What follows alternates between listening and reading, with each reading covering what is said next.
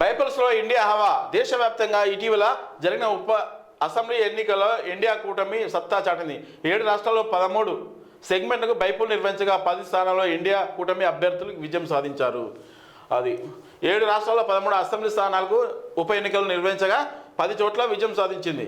2 సీట్లకు పరిమితమైన బీజేపీ పశ్చిమ బెంగాల్లో టీఎంసీ క్లీన్ స్వీప్, పంజాబ్లో సత్తా చాటిన ఆప్ నియంతృత్వాన్ని నాశనం చేయాలని ప్రజలు కోరుకుంటున్నారని రాహుల్ గాంధీ అంటున్నారు. ఓకే, మీరు రావాలని కోరుకోవాలి, మంచిగా మాట్లాడాలి, మతాల మధ్య చిచ్చు పెట్టద్దు. పార్లమెంట్లో శివుని బొమ్మ పెట్టి ఆగమనం చేస్తుడు. ఆదాబ్ హైదరాబాద్ చూద్దాం.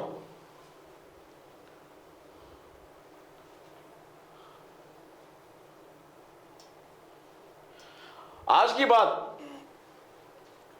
ఈ రోజుల్లో రాజకీయ నాయకులు గెలుపు గుర్రాలు కావడానికి చేయకూడని పనులన్నీ చేసి సంపాదిస్తున్నారు.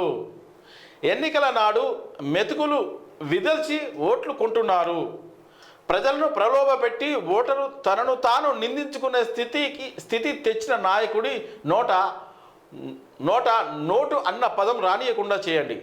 ఓటును కొనుక్కొని గెలవవచ్చన్న దరిద్రపు ఆలోచన ఉన్న నాయకుడు భరతం పట్టండి.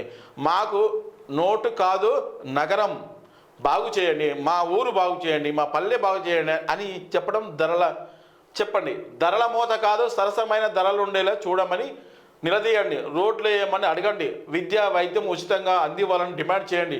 యువతకు ఉపాధి చూపించమని చెప్పండి. వారి కాళ్ళ మీద వాళ్ళు నిలబడే విధంగా ప్రభుత్వం ద్వారా సహకారం చేయమని అడగండి. కనక మామిడి సన్ని మంచిగా ఉంది, ఇది ఆదర్శవంతంగా ఉంది. కాకపోతే ఏంటంటే అమలుపరిచే విధంగా ఈ ప్రభుత్వాలు వాళ్ళకు విచక్షణ ఉండాలి.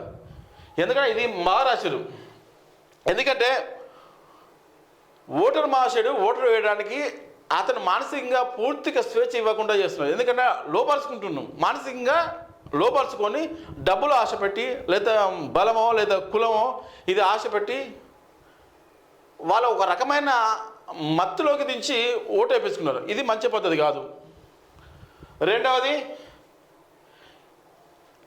మీ చుట్టుపక్కల ఉన్న నగరాలు కానీ వాళ్ళ ఊరు కానీ వాళ్ళకి ఏమైనా సమస్యలు ఉంటే తీర్చమని అడగాలి, అది డిమాండ్ చేయాలి. ఎందుకంటే మనం నిజాయితీగా ఉండి ఓటు వేస్తే మనం రాజకీయ నాయకులను గల్లబట్టి అడగచ్చు.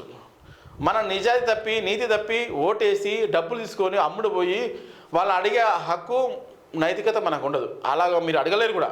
ఎందుకంటే మనకు ఓటర్ మహాశయులకు ఖచ్చితంగా నీతి ఉంటుంది. ఎందుకంటే డబ్బులు తీసుకుంటారు 500, 1000, 200 తీసుకుంటారు, కానీ వాడు ఓటర్ ఖచ్చితంగా అడగడు కూడా. ఎందుకంటే నేను పైసలు తీసుకుని ఓటేసినాను కదా, నేను పుణ్యానికి వేయలేదు కదా అనే ఫీలింగ్లో ఉంటాడు. కానీ రాజకీయ నాయకులు అట్లా కాదు, అట్లా ఉంటారు వాళ్ళది వేరే నీతి, అట్లా ఉండదు. వాళ్ళది వేరే. వాళ్ళని లోపరుచుకోవాలి. ఎన్నికల 5 సంవత్సరాలు వచ్చేస్తుందిగా, గెలవాలి, వాళ్ళకి డబ్బులు ఇవ్వాలి, గెలవాలి, కథం అయిపోయాయి. మళ్ళీ 5 ఏళ్ళ దాకా వాళ్ళ ముఖం చూడడం అవసరం లేదు. అంతే, అట్లా తయారైంది ఈ వ్యవస్థ. కానీ మనం కూడా మారాలి, ఓటర్ మహాశయుడు మారాలి, కొత్త వాళ్ళకి అవకాశం ఇవ్వాలి. ఎప్పటికూ ఒకరే ఉండాలని వద్దు, మార్పు చెందాలి.